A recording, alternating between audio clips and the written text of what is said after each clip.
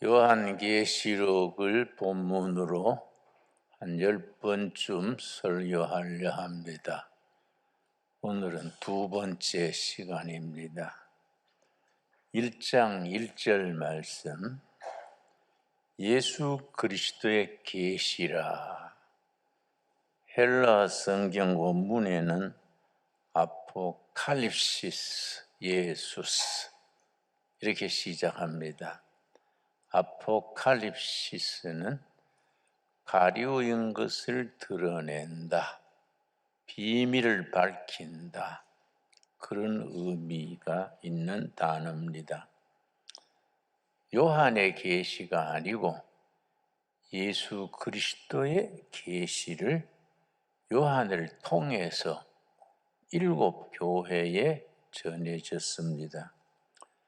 요한계시록의 주인공은 물론 죽으신 어린 양, 어린 양이란 말이 요한계시록 22장 전체에서 26번 되풀이 나옵니다. 주인공 어린 양 그리스도께서 7 교회에 대해서 전하는 계시입니다. 근데 3절 말씀이 중요합니다. 이 예언의 말씀을 읽는 자와 듣는 자와 그 가운데 기록한 것을 지키는 자는 복이 있나니 때가 가까움이라.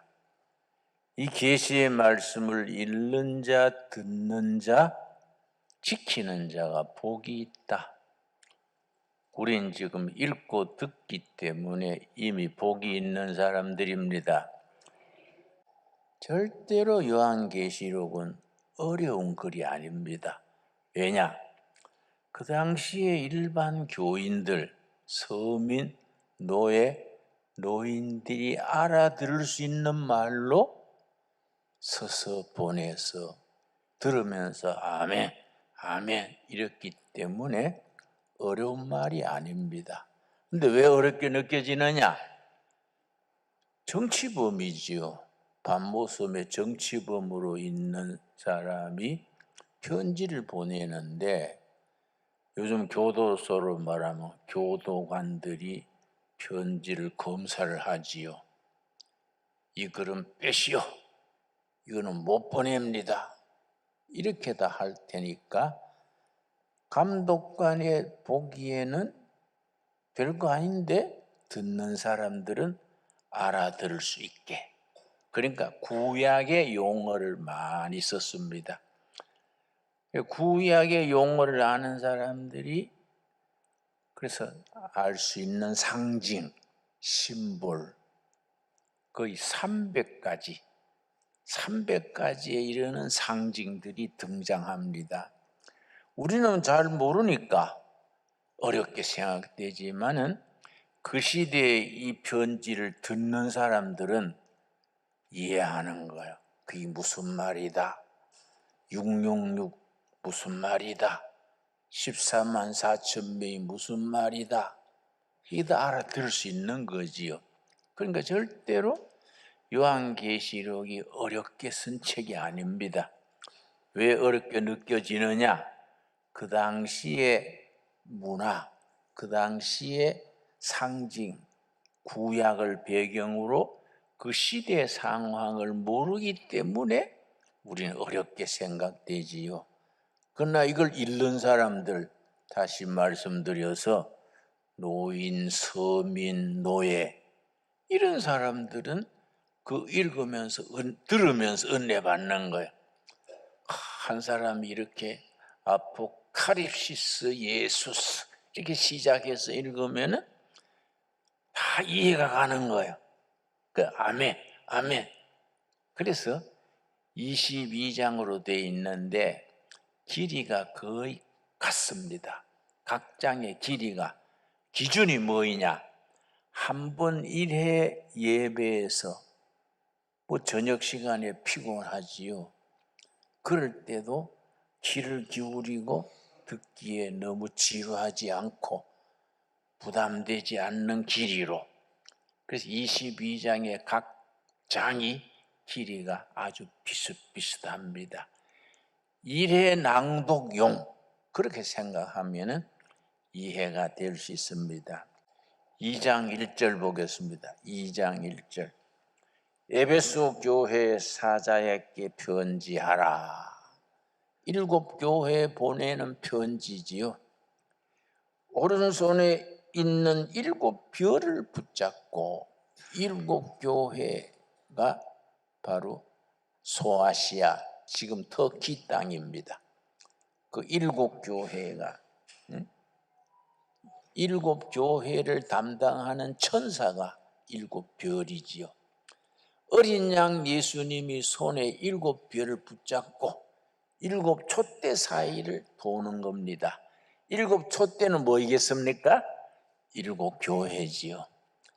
그러니까 7 촛대, 어린 양 예수님이 7 촛대, 7 교회를 돌시면서 각 교회 담당하는 천사 7 별을 붙들고 이제 시작이 되는 겁니다. 7 금촛대 사이를 거느시는 이가 이르시되, 죽임당한 어린 양 예수님이 말씀하시되 2절. 내가 너 행위와 수고와 너 인내를 알고 악한 자들을 용납지 아니한 것과 자칭 사도라 하되 아닌 자들을 시험하여 그의 거짓된 것을 너가 드러낸 것과. 왜냐? 요새도 그렇지만은 초대교회 때는 거짓 선지자가 많았습니다. 내가 메시아다. 지가 복음이요. 지가 복음. 지가 메시아다. 이런 사이비가 많았습니다. 그걸 초대교회에서 영적으로 잘 구분해낸 걸 칭찬하는 겁니다. 3절이 이제 중요하지요. 또 너가 참고 내 이름을 위하여 견디고 게으르지 아니한 것을 아노라. 그 환난 중에서 마지막까지 참고 견딘 것을 칭찬하는 겁니다. 그래서 요한계시록에서 그 참고 견디는 자가 복이 있다. 그 요한계시록에서 복이 있다는 말이 7번 나와요. 7번. 이런 사람은 복이 있다. 환난 중에 마지막까지 참는 자 복이 있다. 맨 첫 번째가 아까 읽었던 1장 3절 말씀, 우리 한번 같이 읽겠습니다. 요한계시록 1장 3절. 이 예언의 말씀을 읽는 자와 듣는 자와 그 가운데 기록한 것을 지키는 자는 복이 있나니 때가 가까움이라. 듣는 자를 이해하셨지요? 본래 낭독형으로 쓰여졌기 때문에 해그름에 혹은 새벽에 다 모여가지고 한 사람이 소리내서 읽으면은 눈을 지그시 감고 은혜된 말씀이 나오면 아멘, 아멘 그러면서 듣는 겁니다. 들으면서 그 환난 핍박, 도미티안 황제 때 환난, 네로 황제 때 환난, 이런 걸 환난을 이기는 겁니다. 그 사람들이 복이 있다. 그래서 요한계시록에 복이 있다는 말이 7번 나온다 그랬는데 하나하나가 그 당시의 교회의 모습, 성도들의 환난 중의 신앙을 잘 표현해 줍니다. 두 번째 복이 있다가 14장 13절입니다. 요한계시록 14장 13절. 또 내가 들으니 하늘에서 음성이 나서 이르되 기록하라. 자, 지금 이후로 주 안에서 죽는 자들은 복이 있도다. 다 복이 있는 게 아니고 어떤 사람이 복이 있다 그럽니까? 환난에서 순교하고 신앙을 지키기 위해서 순교하는 사람은 복이 있다. 그냥 죽는 사람이 복이 있다가 아니고 주 안에서 죽는 자는 복이 있다. 주 안에서 죽는 그 환난과 핍박 그 시대에 믿음을 지키다가 죽는 사람 복이 있다 하심에 성령이 이르시되 그러하다. 그들이 수고를 그치고 쉬리니 이는 그들의 행한 일이 따름이니라 하시더라. 이 땅의 수고와 환난 핍박이 다 끝나고 주님 나라에서 안식하는 거예요. 모든 수고를 그치고 쉬리니. 참 은혜로운 말씀이지요. 우리도 지금 열심히 살아가는데 뭐 불경기에 우리 서민들이 다 어렵지 않습니까? 그러나 이 땅의 사명을 다 끝내고 주 안에서 죽으면 하늘의 안식과 축복이 기다리고 있는 줄 믿습니다. 그 신앙으로 환난을 이겨야 되는 거지요. 그래서 요한계시록의 주제가 환난 중에 읽어야 되는 책 요한계시록이지요. 세 번째 16장 15절 말씀, 16장 15절 말씀.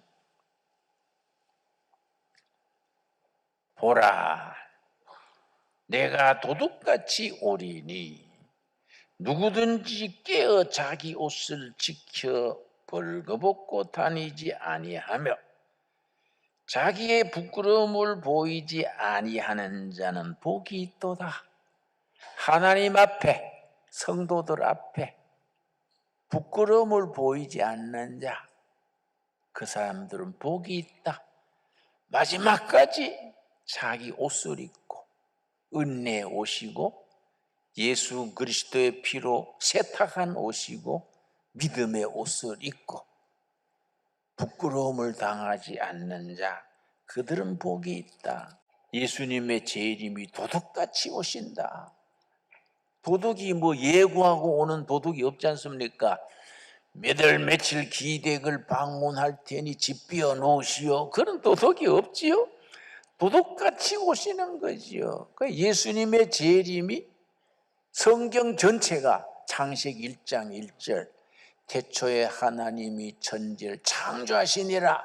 창조가 이제 독일어 쉐풍 창조로 시작해서 요한계시록 마지막 장 아멘 주 예수여 어서 오시옵소서 이걸 끝내는데 이게 이제 헬라어로 마라나타요. 마라나타란 말 들으셨지요? 창조 쉐풍에 시작해서 어서 오시옵소서 마라나타로 끝나는데 그 마지막까지 견디는 자 복이 있다. 우리가 그래 복받은 사람으로 소망을 가지고 살 수 있게 되기 바랍니다. 네 번째 19장 9절 말씀, 요한계시록 19장 9절 말씀. 요한계시록에 복이 있다는 말씀이 몇 번 나온다고요? 7번 나오는 것 중에 네 번째입니다. 19장 9절 말씀. 천사가 내게 답하기를 기록하라. 어린 양의 혼인잔치에 청함을 받은 자들은 복이 있도다. 어린 양 예수님의 혼인잔치. 예수님은 신랑이고 우린 신부지요. 예수님은 신랑이고 교회는 신부지요. 예수님은 신랑이고 택함받은 우린 다 신부지요. 예수님이 신랑 되시는 잔치에 초청받은 자는 복이 있도다. 여러분, 이 어린 양의 혼인잔치에 초청받은 걸 믿습니까? 아멘 해야 돼요. 그 헷갈리네. 긴가민가 안 돼요. 확신해야 돼요. 어린 양의 혼인잔치 우리가 초청받고 있는 겁니다. 예, 그런 자는 복이 있도다 하고 또 내게 말하되 이것은 하나님의 참되신 말씀이니라 하기로. 이 참 귀한 말씀이지요. 다섯 번째 복이 있다가 20장 6절입니다. 20장 6절 말씀. 그래서 요한계시록은 축복의 책입니다. 어떤 사람이 축복이냐? 마지막까지 이기는 자, 환난 핍박에 타협하지 않고 굴하지 않고 끝까지 견디는 자 복이 있다. 그래서 20장 6절 말씀. 이 첫째 부활에 참여하는 자들은 복이 있고 거룩하도다. 예수님이 죽음에서 부활하셨지요? 그 부활에 우리도 따라서 부활한 겁니다. 부활신앙, 우리 신앙의 핵심이 5가지입니다. 이걸 딱 마음에 정리가 돼야 됩니다. 첫째, 창조신앙. 둘째, 임마누엘 신앙. 셋째, 십자가신앙. 넷째가 뭡니까? 부활신앙. 다섯째, 마지막에 재림신앙. 아멘 주 예수여 어서 오시옵소서. 마라나타 신앙. 이 5가지가 신앙 고백으로 딱 정리가 돼야 돼요. 이 5가지 아멘 하시지요? 5가지 우리 복습합시다. 첫째 무슨 신앙이라고요? 창조신앙. 두 번째 임마누엘, 주님이 늘 함께 하신다. 임마누엘 신앙. 세 번째 뭡니까? 십자가 신앙. 네 번째 부활 신앙. 첫째 부활에 고백하는 자는 복이 있도다. 마지막에 뭡니까? 재림, 마라나타, 재림 신앙이지요. 6절 다시 읽습니다. 요한계시록 20장 6절. 이 첫째 부활에 참여하는 자들은 복이 있고 거룩하도다. 둘째 사망이 그들을 다스리는 권세가 없고 도리어 그들이 하나님과 그리스도의 제사장이 되어 1000년 동안 그리스도와 더불어 왕노릇하리라. 그 유명한 천년왕국 얘기가 나옵니다. 그래서 박태선 전도관이 천년왕국으로 지었지 않습니까? 이걸 이단들이 그걸 이용하는 겁니다. 그 이제 다음 우리가 천년왕국에 대해서 따로 한번 설교하겠습니다만은 이런 말씀이 정말 우리들 어린 양 혼인잔치에 참여받은 우리들에게는 천년왕국의 제사장이 돼가지고 예수님이 왕중왕이 되시고 우리가 다 고국 공무원이 돼가지고 신바람나게 사는 겁니다. 그걸 환상 중에 바라보고 기분이 좋아져야 되는 거예요. 예수 믿는 사람 절대 우울증에 걸리면 안 돼요. 왜냐? 환하게 미래를 바라보고 성경에 어제와 지금과 내일에 당할 일, 우리 어린 양 예수님은 옛날에 계셨고 지금 또 계시고 장차 오실 이, 옛날에 오셨던 예수님 과거지요. 지금 또 우리와 함께 하시는 어린 양 예수님 현재지요. 장차 오실 마라나타 주인으로 구름 타고 오실 예수님 우리 미래지요. 이 신앙을 가지고 우리도 예수님과 더불어 제사장이 된다. 그래서 베드로전서 2장 9절에서는 우리가 다 왕같은 제사장이다. 어깨 힘주고 삽시다. 기죽지 말고 당당하게 왕같은 제사장이다. 하나님이 인정하는데 기죽을 필요 없지 않습니까? 여러분, 그러고 22장 7절 6번째 복 있는 자에 대해서 22장 마지막 장이지요. 22장 7절 말씀. 보라, 내가 속히 오리니 이 두루마리의 예언의 말씀을 지키는 자는 복이 있으리라 하니라. 1장 3절에 나왔지요. 말씀을 읽는 자, 듣는 자, 지키는 자가 복이 있다 그랬지요. 그 말씀을 마지막 장에 다시 되풀이하는 겁니다. 이 두루마리의 예언의 말씀을 뭐 하는 자? 지키는 자가 복이 있다. 여러분, 말씀을 붙들고 지키며 살다가 어린 양 혼인잔치에 참 멋지게 입성할 수 있게 되기 바랍니다. 우리 끝으로 22장 14절 말씀, 14절 말씀. 자기 두루마기를 빠는 자들은 복이 있으니 뭘로 빠느냐? 어린 양 예수님의 피에 이 세상에서 상처받은 것, 때 묻은 것 다 예수님의 피에 옷을 세탁하는 겁니다. 그 자는 복이 있다. 두루마기를 빠는 자들은 복이 있으니 이는 그들이 생명나무에 나아가며 문들을 통하여 성에 들어갈 권세를 받으려 함이로다. 무슨 성입니까? 새하늘과 새 땅, 새 예루살렘 성에 들어가는 자, 우린 그 자격을 받은 거지요. 21장 1절에 나옵니다. 요한계시록 21장 1절. 또 내가 새 하늘과 새 땅을 보니 처음 하늘과 처음 땅이 없어졌고 바다도 다시 있지 않더라. 2절. 또 내가 보매 거룩한 성, 뭡니까? 새 예루살렘. 거룩한 성 새 예루살렘에 들어갈 사람은 복이 있다. 이 세상에서 때 묻은 거, 상처받은 거, 허물과 원망 다 세탁하고, 뭘로 세탁합니까? 어린 양 예수님의 피로 세탁하고 새 예루살렘 새 성에 들어갈 자 복이 있도다. 참 멋있어요. 생각만 해도 기분이 좋지 않습니까? 14절 우리 읽고 마치겠습니다. 요한계시록 22장 14절 말씀. 자기 두루마기를 빠는 자들은 복이 있으니 이는 그들이 생명나무에 나아가며 문들을 통하여 성에 들어갈 권세를 받으려 함이로다. 그 생명나무, 이게 창세기 2장 3장에서 생명나무가 사라졌다가 요한계시록 성경 마지막 장에서 다시 등장하는 겁니다. 그래서 그 생명나무가 어떤 나무냐?